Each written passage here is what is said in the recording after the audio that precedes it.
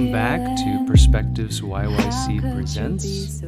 Looks like we are making a second episode, which is exciting. We're here at Media Lab YYC.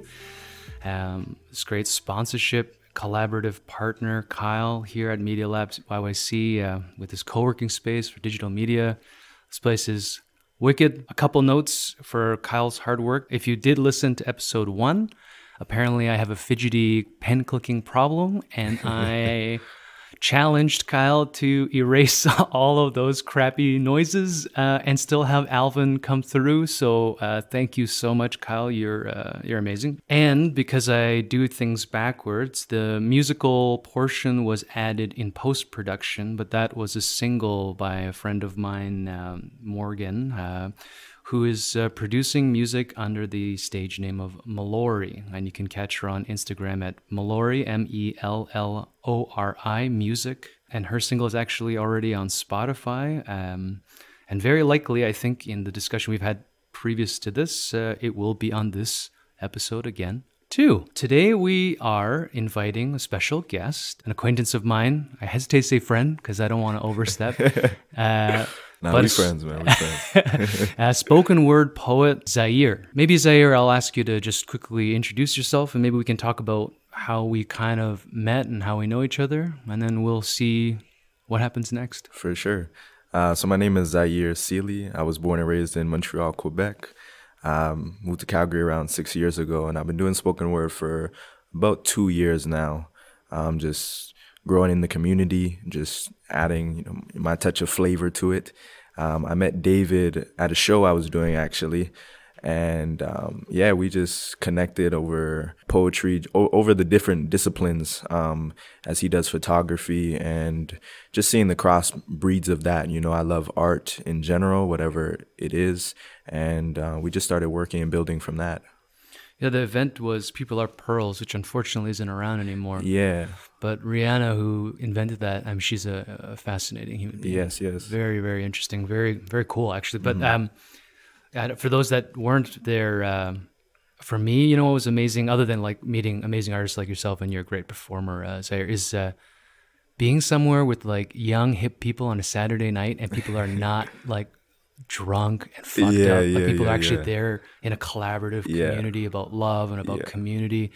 That movement that she tried to start there was incredible. I think it definitely left a lasting impact. I know on myself, for sure. I think it was so welcoming to have a group of young people, as you're saying, a group of young people gather together and just want to create and want to get to know each other genuinely and help out build the culture in this city. And I'm still friends with a lot of those people today, still in communication with them, and really just wanting to grow, see this city, be recognized as a art hub, as a cultural hub. Yeah, there's just so much happening right now in Calgary that I also want to tap into. And whether I'm inspired or just flat copying the People of Pearls movement, history will tell. But I think that one of the main principles of what I'm doing is kind of like, we've talked about this, just getting that creativity out in front of quote unquote regular people or whatever it is. Inside those communities, there are these, I don't want to say cliquey communities, but like, people hang out, people know. Once you get in, you start meeting other people that are doing cool shit. But, on the general public, and still this sort of stereotype of what a Calgarian is or whatever it's supposed to be, there feels like there's a barrier. There feels like there's a gap. Yeah, definitely. Yeah, that's what I always find. Whenever I'm doing different shows and I meet people who you wouldn't traditionally find in these settings, they're always blown away. Like, I never knew this was going on in the city, and I wouldn't expect that. And I'm so moved by that to continue to bring what I'm doing, spoken word especially, but also music in general, just to the populace in this city, but also just take it worldwide.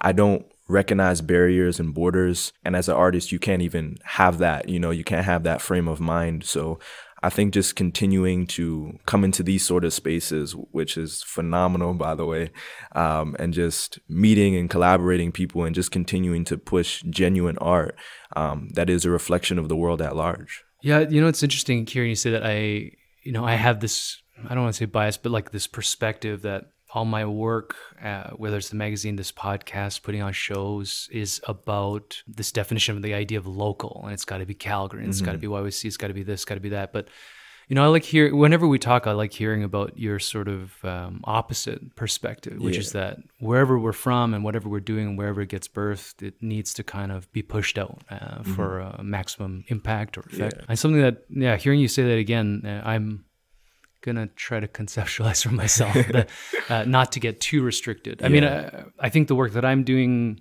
requires me to just stay a little bit more local than you. If you can get out and just be big, that's huge too. But it's interesting.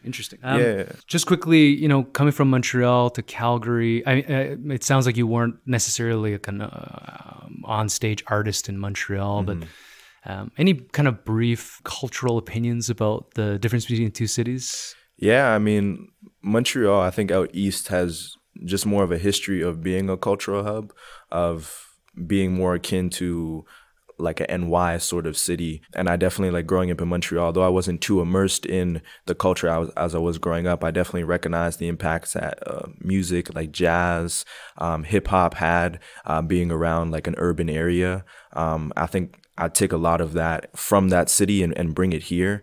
And as you were saying before, I think it's so important to tell our stories. And my story is being able to travel from Montreal to Calgary, but also to different places in the States when I was growing up. So I've seen the similarities between the different places where we still have the same struggles, we still have the same desires and ambitions. And though our stories may be local, they can speak to a broader range. So I think it's important to always keep that in mind and craft our stories in such a way that it is an open door for people that are not necessarily seeing the same thing, but experiencing similar conflicts and joys and passions and pains.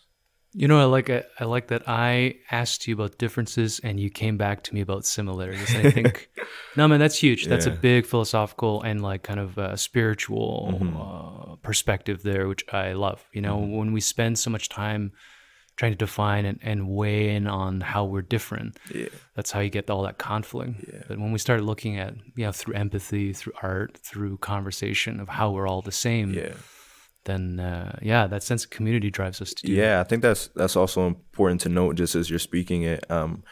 One of the major contrasts I saw from being in Montreal to Calgary was how race and culture is really treated. Montreal is known as a very multicultural place, whereas in Calgary, when I first moved here, it felt more divided.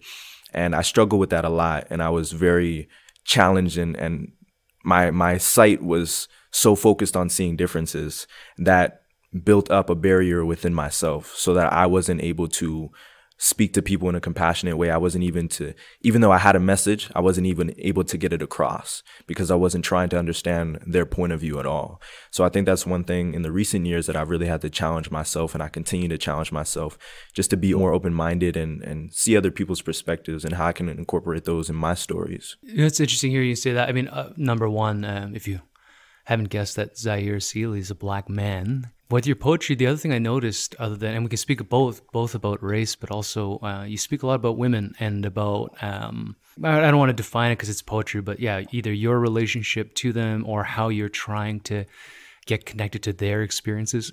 And that's been a big theme, at least from what I remember. So maybe, looking at those two sort of conceptual approaches, you can give me some insight as to how you come up with that material, how you feel that, and why that's become such a prominent part of your artistry. I think I'm so much a student of history, but at the same time, I find it necessary to take ourselves out of time, because though I can understand the things that have brought us to where we are, I didn't necessarily experience them. So I think a lot of the time we get caught up in being in the thick of things, whereas I've always had an outside perspective before I'm immersed in it. And when it comes to women, I grew up in a two-parent household. I was fortunate to see the role that my mom and my dad played, the importance of them together, the role of women in my life. And I'm just so appreciative of that. And for me, I struggle a lot in today's time with women who have accepted labels that have been put on them by other women, labels that have been put on them by society, by men.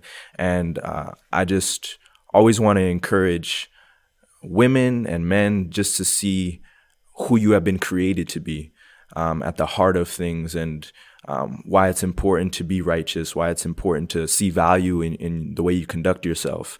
And, you know, I realize that for me to say that also means I need to be that way myself. You know, I need to walk as I believe a man should. I need to conduct myself in a way that's mindful and respectful of everybody I encounter. So yeah, that's really where it comes from. And also just my desire for a wife, you know, to have that person in my life, to have that companion, to have that person I can really grow with and move through life with is something that's exciting to me and I'm waiting for. And yeah, it brings me peace and joy. How old are you, Zaire? I'm 22. Fuck, dude. Like the stuff that you're talking about, like I'm 40. I'm like just also agreeing with you, but like it took me much. I mean, I don't want to mischaracterize myself as like, you know, a misogynist, racist, you know, piece of shit or anything, but I was very selfish. And I think I've been characterizing this a lot with my conversations with artists in Calgary. Like I had my finger pointing out mostly instead of pointing inward. And trying to tell the world how it ought to be, as opposed to trying to figure out who I needed to be, who I was going to grow to be. And I recently came across, I don't know if it's a quote or something, but the general idea that aging and maturing is about becoming who you're meant to be, you know, spiritually or through God's plan, or whatever the right phrase is in that context. I don't even know who said it, to be honest with you, but it came into my mind as you're speaking. But to hear, you know, so I'm going to shout out your parents or your environment, that you at 22, at least through this mouthpiece, have such wisdom that at the very least, you know, being able to step aside and look at projects that you're engaged in that way it's fascinating. It's inspiring, man. Thank you, man. I really appreciate that. Yeah, and the wife thing is big. I'm going to shout out my wife again. Yeah, 18 years together. Hey. She's a miracle in my life, man.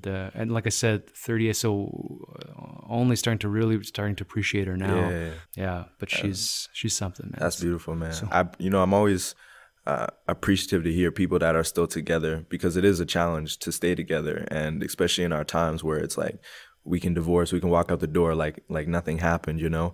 And I find it rare to see couples still together after, especially like 10 years or something, you know. So to hear that always just really excites me, and always makes me just keep looking forward to that, you know. Yeah, I'll pray that you find that. You know, sometimes people ask us like how that's even possible, and I don't have an answer. I mean, the things that I put my wife through, she should have fucking kicked my ass to the curb so many times. Yeah. So whether that speaks, you know, positively for me, for her, who knows? What at the end. Yeah. But that companionship. I mean, outside of my wife, not to harp entirely on that relationship, but like, you know, friendships and like getting connected with other artists and other collaborators, other creators, other people that are maybe, you know, I'm for the forward of my magazine, I'm thinking of writing a piece about how art, in my opinion, I'm beginning to think is more about being an expression of some kind of spirituality, about some kind of, I don't know, some connection to something bigger. Whether we need to define it or not is actually kind of irrelevant, I think. But because I want my definition of art, through all of these ventures, to be outside of the fine art ideology and this old world thing where it's only, let's say, painting, or it's only photography, it's only whatever. One of the more exciting things too, I mean, I've been contacted by two personal stylists. I've got a glass blower reaching out to me, like Kyle here, who runs a media lab. I mean, that's art, man. Like it's not just what you do, you know, down mixing this kind of crap. But like even just being available to the community to be creative. Those things are huge, right? Yeah, absolutely. I found like so many things happen behind the scenes. You know, the person up front is like the last in a long line of creative people, of visionaries, you know. For me, I definitely wouldn't be here without the literature that I read, without the people with the sound, just from every certain thing. Those people are the ones I reach out to first when I have an idea or a vision just to speak to. And you may never know them, you may never know their names, but they are supremely instrumental in everything that we as artists, as vocal people do. They are definitely like the silent champions. tell me about your poetry. I mean, from performing, because spoken word differs a little bit, I think, from, standard, I mean, there's so many, it's just like photography. There's so many different approaches, so many different ways in which to express some thought or emotion through language. But you specifically, are you pre-writing these things? Are they more intuitive? Like, is it important that they're always going to be performed live, or there's stuff that you're writing for yourself? That's, what's your practice like along those lines? Yeah, usually I'm always writing to release to the world. As you know, just by our conversations, that's a big thing for me. I never want to keep anything to myself. So every time I initially have like a spark or an idea, and it'll usually come in the first few lines, however many that may be. And then I realize I have a concept that I want to build on. And after that, I'll just start researching it. I'll start sitting with it for a while. So I'm in the beginning of creating a whole project, around 7 to 8 tracks. And it's just really incorporating spoken word and music, hip hop and rap, all of my influences. As you know, we know art is not limiting. It doesn't have those borders to it as other disciplines may. And that's what I'm really trying to focus and zero in on, that there is no limitation to what I'm doing as long as the message stays the same. And whatever way I can speak it with the most power, with the most impact, that's what I'm really trying to do now.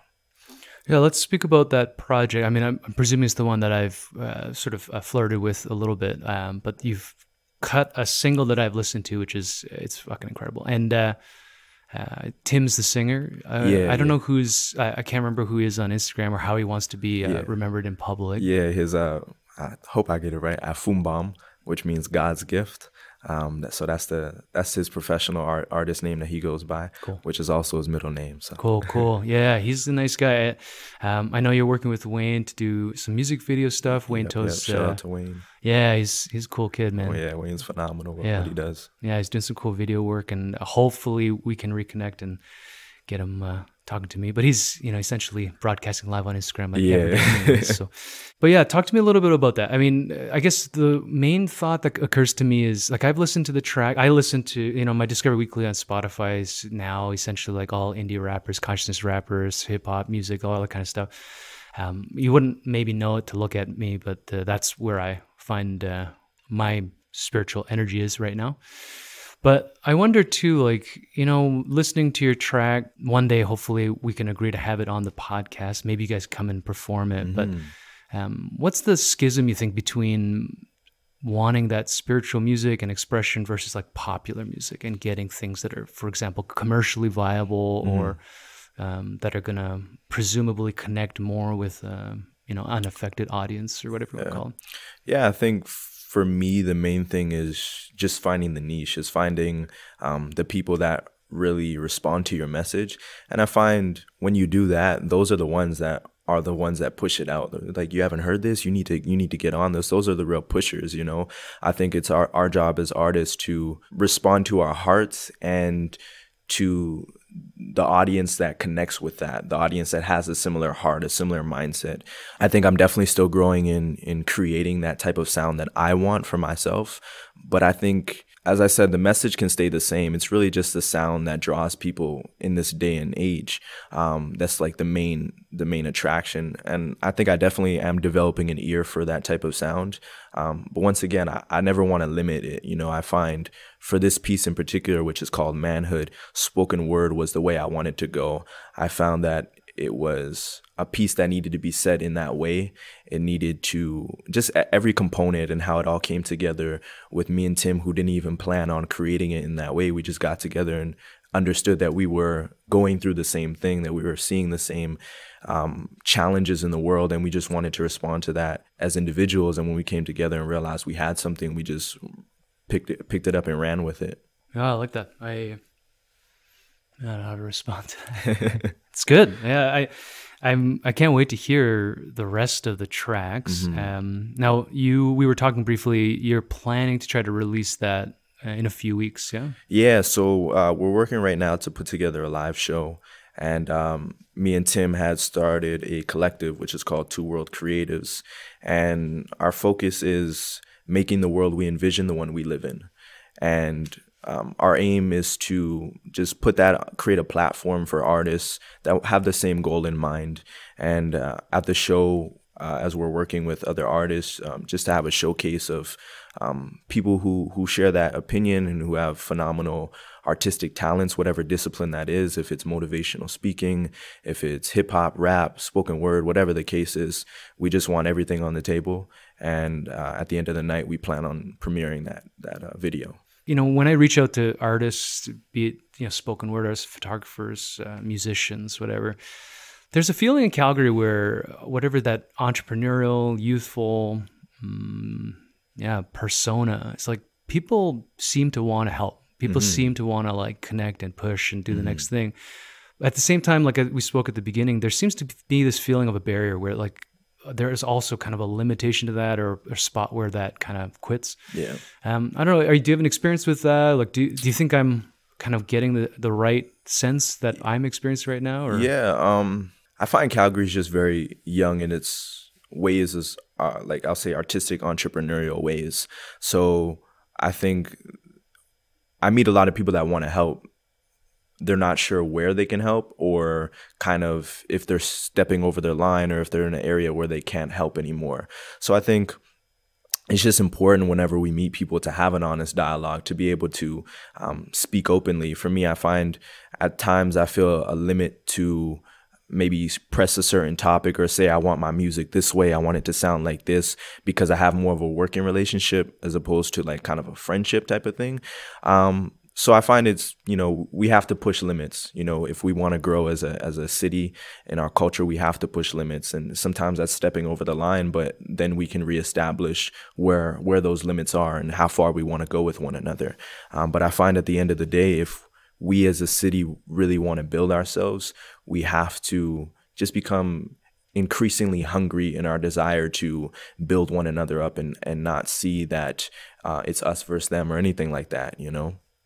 Yeah, I wonder, like returning, I mean, and this is clearly a big principal value for you, but maybe on that collaborative piece, when we focus on a conversation or a narrative in which we are similar, and instead of, people wanting to help, but thinking about either why they don't measure up, or they don't want to step on people's toes, or that it's competitive. You know, like, for example, we're aiming for my issue 2 to do an Inception piece where I'm going to interview and talk about another magazine, because fuck it, you know, like that guy Riley Kern's doing a magazine called Vantage, and you know, it's trying to do the same thing, trying to get photographers, try to get local artists in front of people. So why would I hate on that? Exactly, yeah. But there's just an inherent tension too, you know, especially even for myself, like walking up and interviewing him or talking to him. There's that subtle voice too that's like, oh, you know, what if they do this? And I'm learning to try to disregard that. Yeah, I think for me, I see everything as a plus, as a positive. Steel sharpens steel. So whether it's in a good way where someone's actually trying to come at me in a negative way, I'm just going to use it in a way that's building myself up. Or we're going to come together and create something that's a masterpiece. And even still, we're going to be able to do something together. So, you know, either way, I feel like I've been appointed to do this. I feel like this is a gift.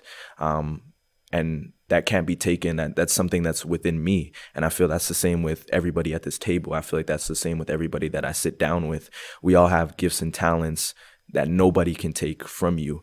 That voice comes up. That voice has no right to take what isn't theirs, you know? Yeah, man. You're inspiring, dude.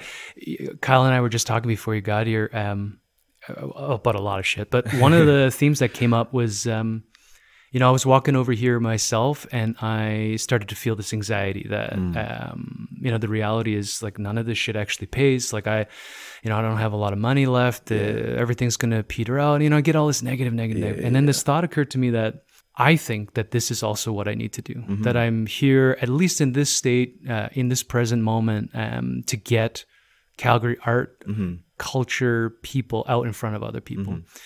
And so if I'm going to commit to that, then I need to also commit that to the fact that if the lifestyle that surrounds being that person means a fundamentally different one than I'm experiencing right now, then I need to accept that as well. Now, whether that means I end up in abject poverty, begging for street change so that I can produce the next podcast, or, that it's actually just going to work itself out, which is likely the case. I need to stop thinking about this brain's belief it can predict what's going to happen next, and just kind of be here and keep doing the next thing. Yeah. I think that's, something we all struggle with. I know that I've been struggling with it lately. But I always just come back to countless stories that I've heard, whether it be from the Bible, whether it be from modern day people, just the struggles of continuing to push on, despite the failures, despite the voices, whether they be internal or external.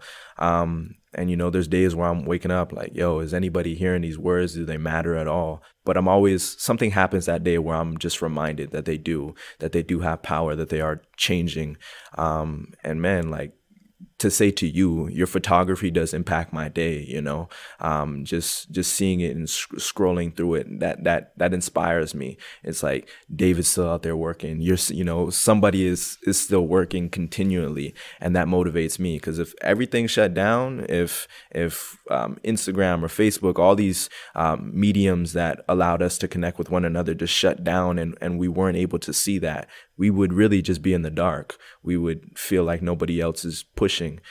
So I'm just continually encouraged by these sort of platforms and experiences, just to continue, just to keep pushing on. I think it's also important to be wise and, not put all our eggs in one basket, but recognize that you have this gift, and that's your life's work. That's God's work. And I'm never going to give up on that. And I don't think anybody should, because when they do, they experience a death.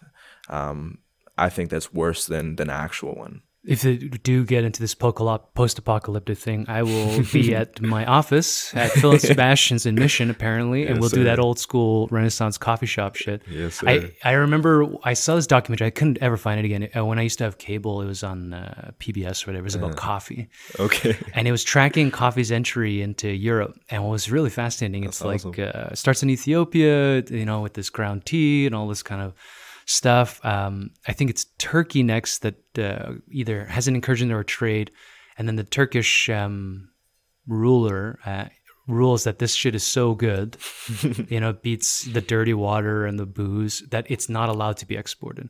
So it becomes this like domestic treasure. Yeah. And then I can't remember if it's Marco Polo or somebody from Italy comes and steals coffee. So they come, they experience it, and they steal it. It's high stakes. And when he brings coffee beans out of Turkey. So Turkey and Ethiopia apparently have this similar thing where it's ground, almost like a tea, and the grinds are still left in it. Yeah. Apparently in Turkey they still have people that look at the leaves and predict your future and all. It's pretty cool.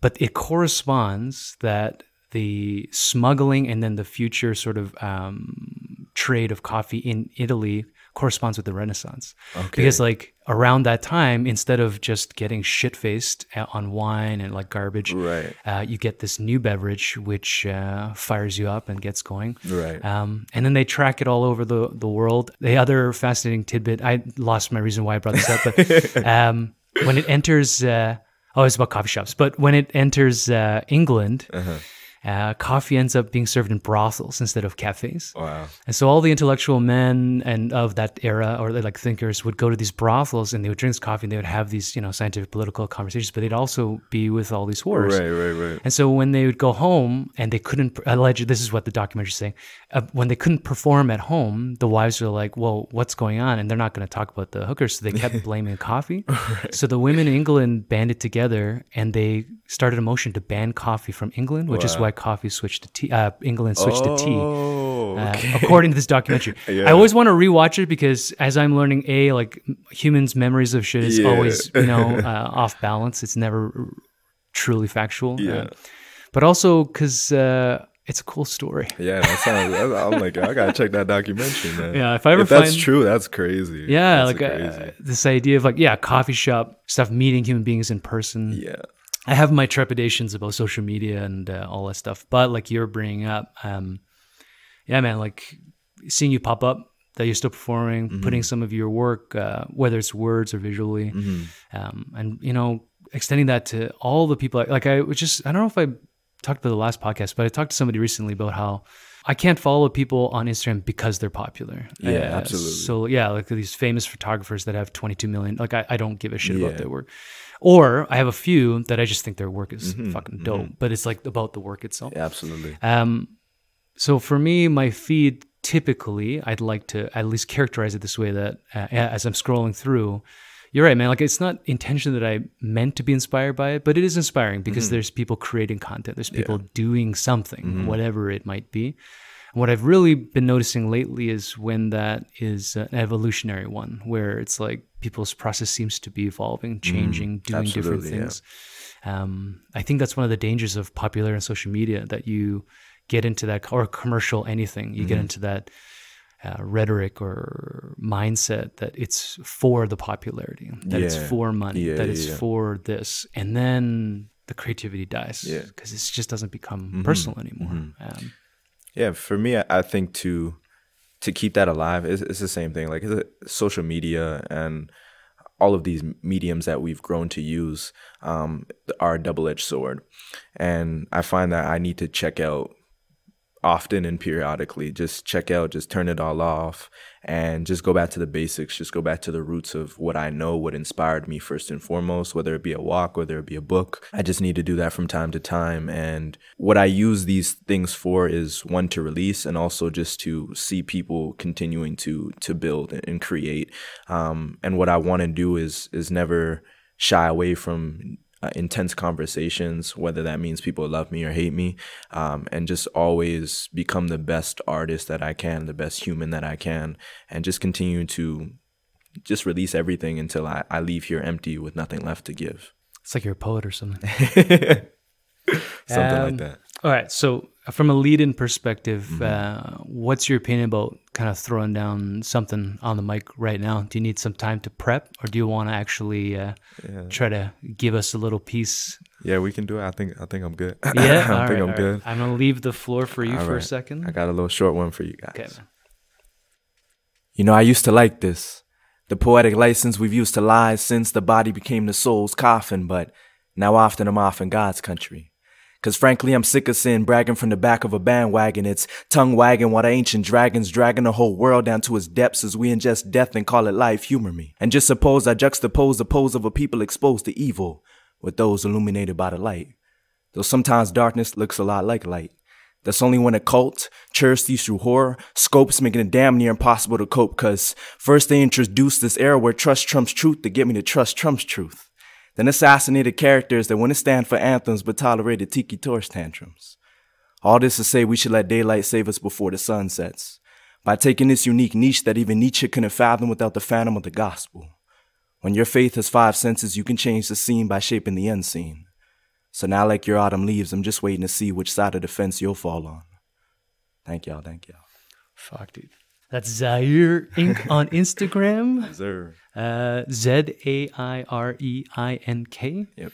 I did this thing with Alvin. I'm going to try it again just because you're not a photographer, but also because you haven't had a chance to listen to the first podcast, so you wouldn't have thought about this yet. But I'm going to ask you some word association questions. I'm going to do the W51H. But if you can, maybe in the context of whether it's being an artist in Calgary, about being you. All right, so let's start with how. When I say how, do you have a feel? I think I understand. How. By walking. For me, it's like, how do I do what I do?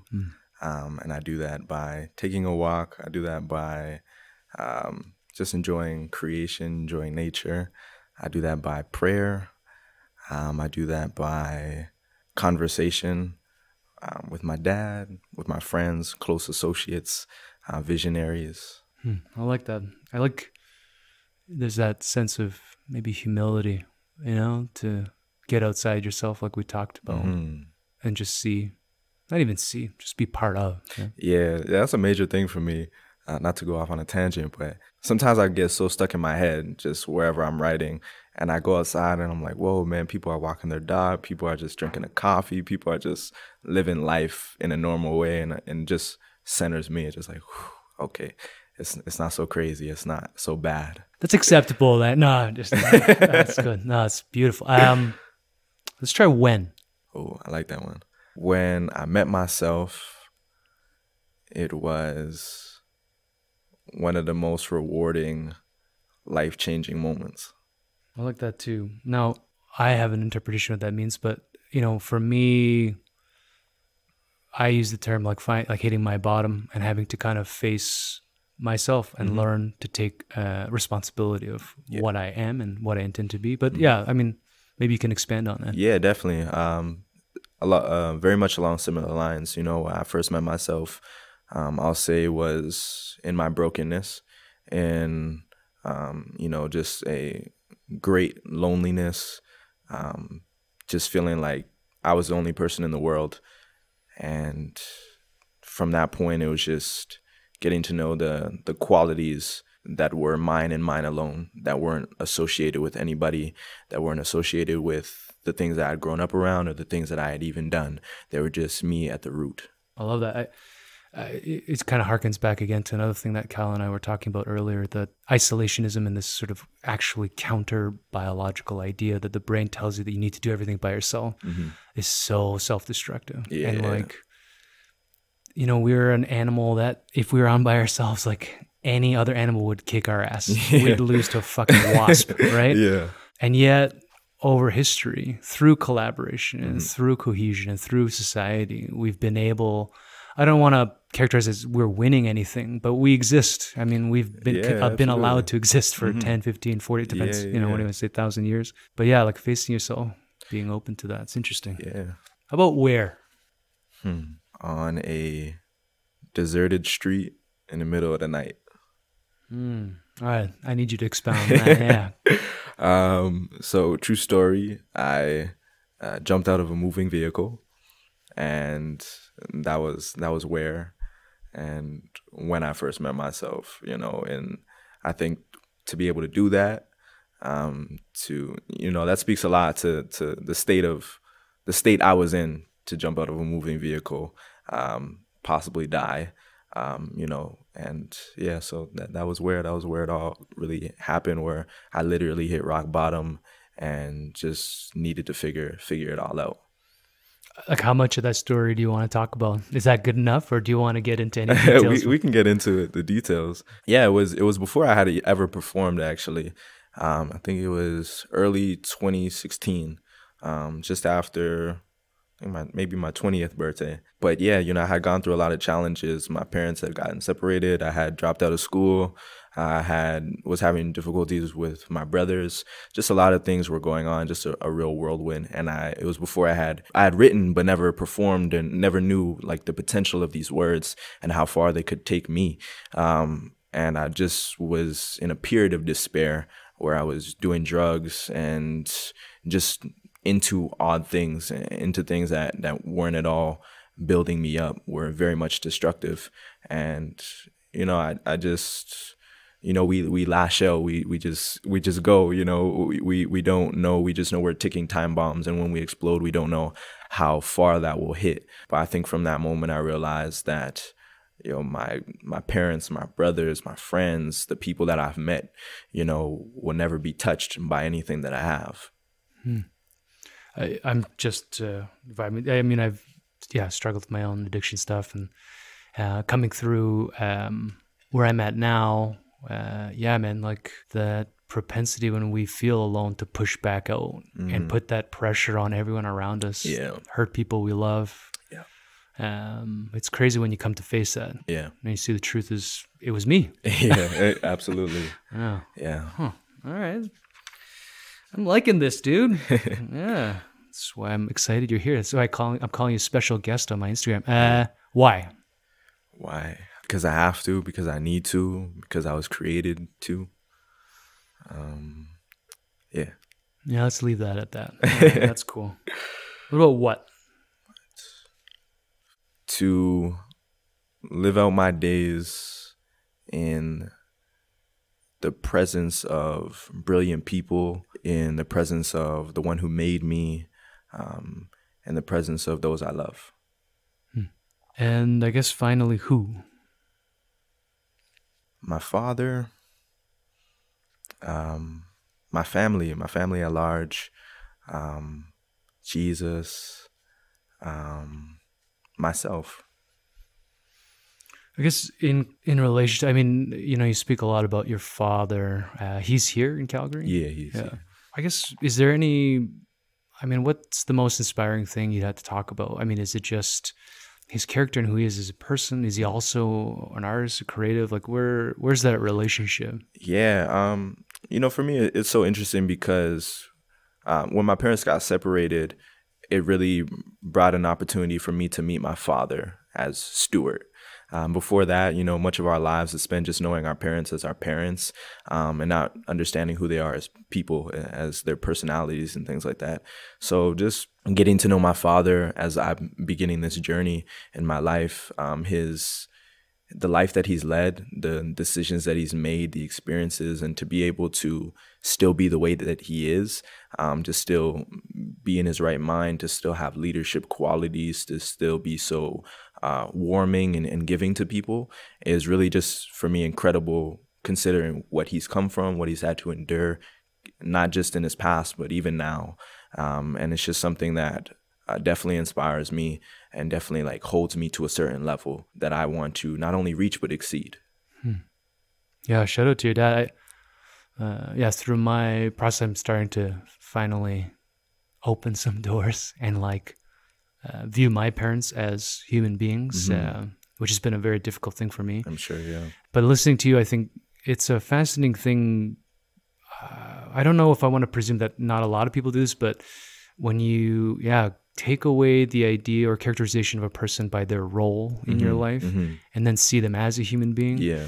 Now, it does take some openness from them for you to even learn what they may have gone through. Absolutely. To have to deal with whatever they needed to do, to be as ambiguous about it as possible. But there's something, I think, that undermines that idea of connection. It has to start somewhere close. I think the media and a lot of stuff characterize that as, your boys or your friends or all this, and then that's important, but when it comes to love, when it comes to something that's inexplicable maybe, and those connections we have in the people that are dearest to us, there's a movie on Netflix, I can't remember, it's kind of a, rom-com meet cute type of thing, but they had this great line, which I'm going to butcher, but it was something about how we define people we like by the characteristics that we enjoy about them, right? But we define love by what we'll do in spite of, and I think for me, when I heard that, and it's probably,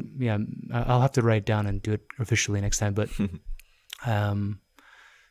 with the family, for example, despite whatever I believe to be the tensions and all of the egregious offenses that my family committed to me and all this kind of bullshit that I'm learning, I love them, man.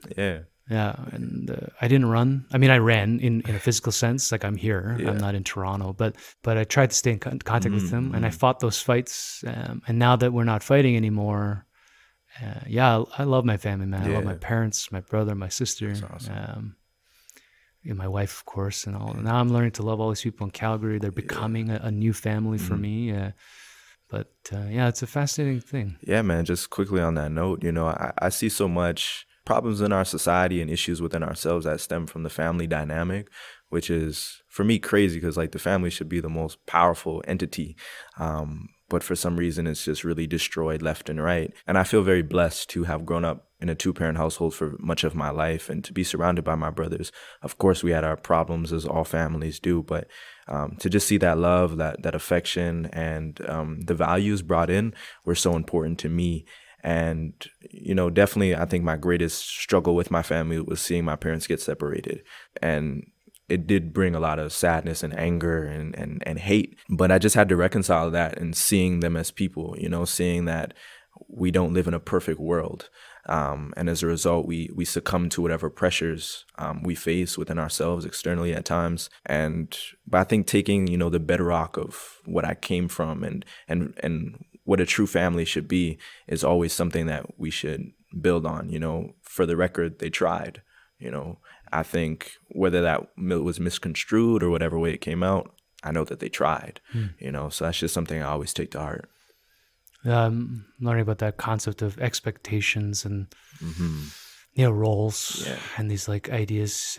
For me, is this chicken and egg concept. Is the family situation a reflection of society at large, or vice versa? Is society, dissembling because we can't get our family straight? I don't know. Yeah. What do you think on that? I don't know, man. It's all kind of popping up in my head. I lead apparently quite a blessed life with a woman that stood by me for 18 years so far. So I think I'm biased in the sense that even though I can't define why we work, that it's still plausible, and therefore, is it that the situations break and these kids grow up and they're fucking mental and screw up politics, or is it that there's all this external pressure now that you're only happy when you look like this, and you're only happy when you own this, and these characterizations of we can talk about patriarchies and matriarchies and all this other weird shit that bend gender roles, I don't know. That's a complex one. Yeah. Maybe, if this podcast survives and I get to meet like a bunch of different people, maybe we'll revisit it and we'll see if I've evolved some kind of opinion. But fuck, I don't know, man. All right, we got to wrap. But what's up for you next? Are you performing anywhere? We got this release coming up. Yeah, so just follow me on Instagram at Zaire Ink, ZAIREINK, for updates. We'll definitely be having that show sometime soon, and I'm just gonna be in the studio and in the lab, just working on a whole project. So just stay tuned for all the information about that. Zaire's also presumably send me some stuff for the magazine. We'll work together. So absolutely. Maybe he'll be out there. We'll see if we can figure that out.